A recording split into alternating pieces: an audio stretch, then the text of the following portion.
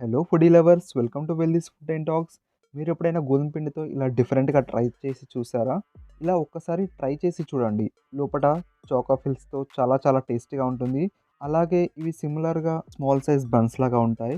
లోపల choco fill ఉండడం వల్ల మనం తినేటప్పుడు చాలా యమ్మీగా ఉంటుంది. ఎస్పెషల్లీ పిల్లలు చాలా ఇష్టంగా తింటారు. Let's start our recipe. ఇప్పుడు ఒక బౌల్ తీసుకొని అందులో ఒక కప్పు వరకు షుగర్ వేసుకొని, ఇందులోనే హాఫ్ కప్ వరకు వాటర్ విస్కర్‌తో ఇలా షుగర్ అనేది 50% కరిగేంత వరకు ఇలా కలుపుతూ ఉండాలి. షుగర్ 50% కరిగిన తర్వాత ఇందులో 2 కప్పుల వరకు గోధుమ పిండిని వేసుకోవాలి.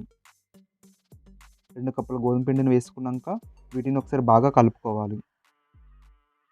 ఇందులో కొంచెం కొంచెం వాటర్ వేసుకుంటూ బాగా కలుపుకోవాలి. కొంచెం థిక్‌గా అయ్యేంత వరకు కలుపుకోవాలి.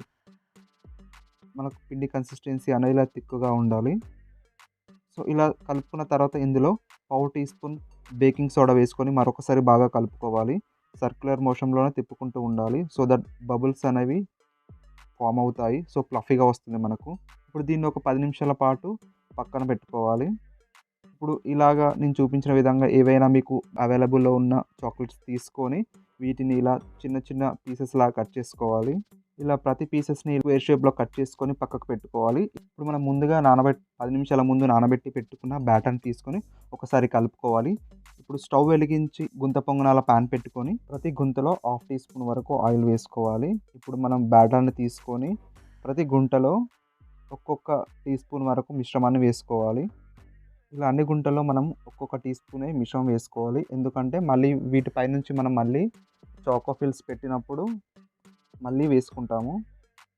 ఇప్పుడు మనం ముందుగా కట్ చేసి పెట్టుకున్న స్క్వేర్ షేప్‌లో కట్ చేసుకున్న చాక్లెట్స్‌ని ఇందులో పెట్టి కొంచెం లోపలికి ప్రెస్ చేయాలి.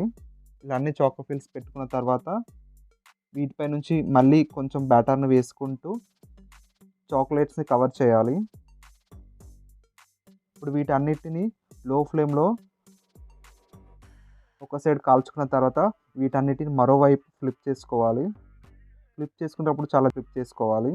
ఇలా అన్ని గుంత పొంగనాన్ని ఒక సైడ్ ఫ్లిప్ చేసుకున్న తర్వాత ఇప్పుడు కొంచెం ఆయిల్ తీసుకొని ప్రతి గుంటలో మళ్ళీ హాఫ్ టీ స్పూన్ వరకు ఆయిల్ వేసుకోవాలి. ఇలా రెండు వైపులా మీడియం డార్క్ బ్రౌన్ కలర్ వచ్చేంత వరకు ఫ్రై చేసుకొని తీసుకున్నారంటే ఎంతో టేస్టీగా, ఫ్లఫీగా అండ్ సాఫ్ట్‌గా ఉండే ఇన్‌స్టంట్ చాకో బన్స్ రెడీ. ఇవి ఈ సాయంత్రం పూట స్నాక్స్‌లా తినడానికి చాలా చాలా బాగుంటాయి. ఎస్పెషల్లీ పిల్లలైతే చాలా ఇష్టంగా తింటారు అండ్ హెల్తీ కూడా. ఈ వీడియో కనుక మీకు నచ్చినట్లయితే లైక్ చేయండి, షేర్ చేయండి. మరిన్ని లేటెస్ట్ వీడియోస్ కోసం మన ఛానల్‌ని సబ్స్క్రైబ్ చేసుకోండి. అంతవరకు ఉంటాను. నేను మీ సాయి కుమార్.